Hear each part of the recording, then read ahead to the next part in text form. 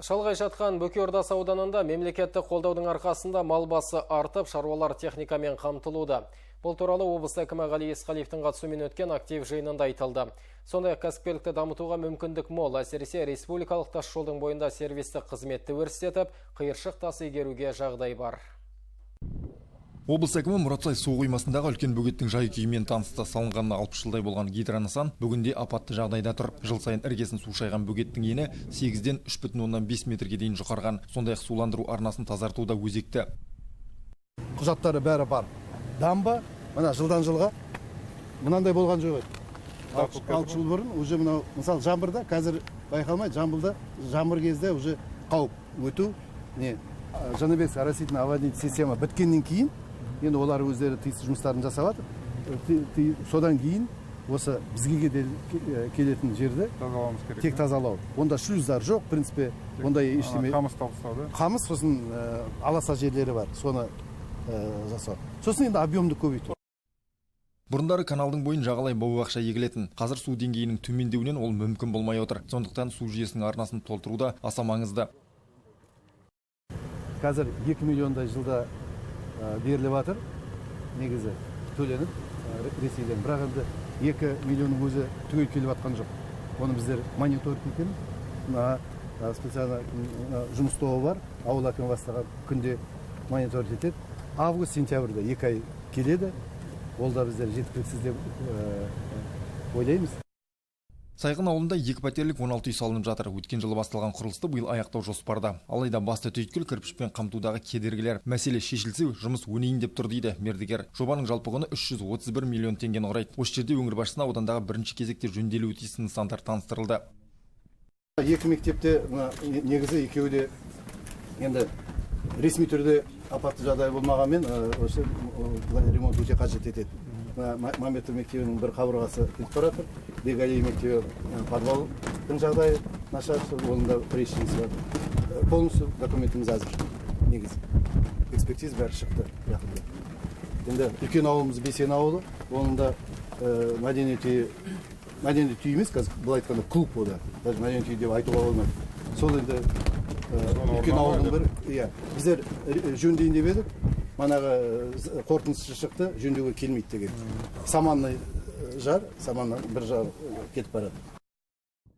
Бөкеордасы колледжі 133 жасты кәсіптік біліммен қамтып отыр. Ашылғанына 14 жыл болған оқу ошағында спорт зал жоқ болатын. Жуырда колледж жанынан шағын футбол алаңының ашылуы оқушылардың спортпен шұғылдануына жол ашты. Облыс әкімі балалар, жасөспірімдер туризм және экология орталығының жұмысымен де танысты. Мұнда түрлі үйірмемен 360 бала қамтылған. Сондай-ақ жазғы лагерь жұмыс істейді.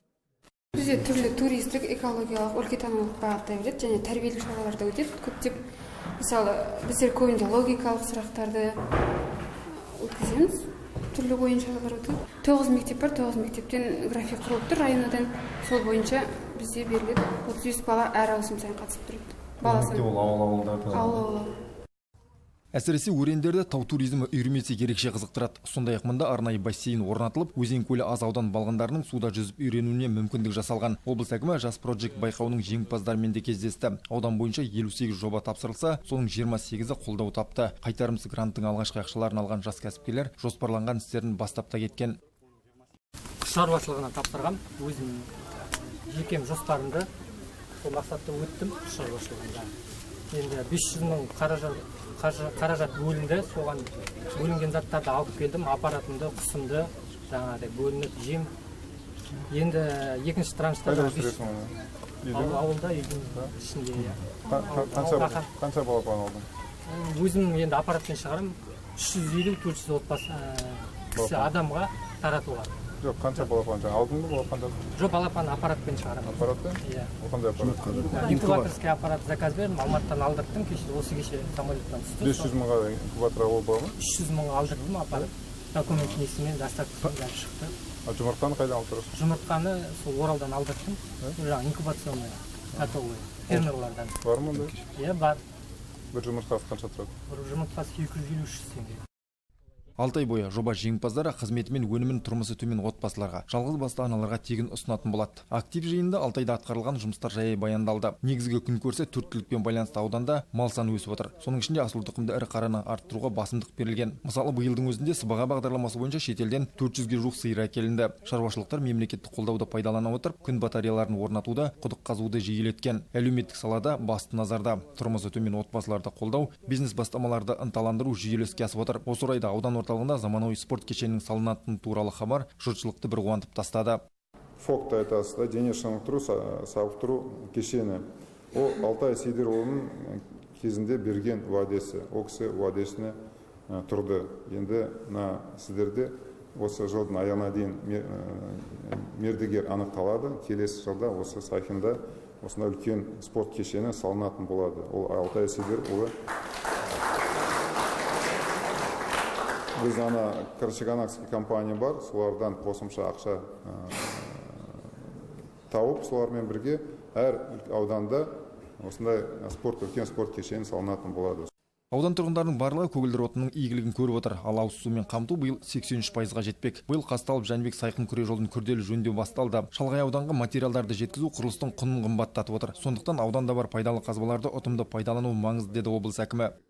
Мына жерде сізде қиыршық тастың кен орны бар. Солай ғой, да? Осы қиыршық тастың ертең егері анықталса, сол жерде бізде жобалардың құны азаяды. Өйткені сол қиыршық тас бізге жолдарға керек. Сондықтан жаңа Болат ағай асфальт завод керек деп сұрап жатыр. Оны мына жерге қойғыздырамыз. Мердігерлерге айтармын. Мына жерде асфальтовый завод болады. Ертең қиыршық тасымыз өздеріміздікі болса, онда мына жобалардың құны едәуір төмен болады. Сондықтан бізге осында шешімдерді қабылдауға жеңілдеу болады. Сондықтан соған әзірленейік. Сол асфальт завод келген кезде және қиыршық тастың егері анықталған кезде сіздердің жолдарыңызды қарайық. Жарай ма? Жиында жұртшылыққа аудандағы облыс әкімінің қоғамдық өкілі таныстырылды. Маңызды міндетті осы елдің тумасы Нұрлыбек Бірманов атқармақ. Активтен соң өңір басшысы жеке сұрақтармен келген аудан тұрғындарын қабылдады. Рауан Дәли, Айбек Сағынғалиев, Алтынбек Қабделов, Ақжайық арнасы.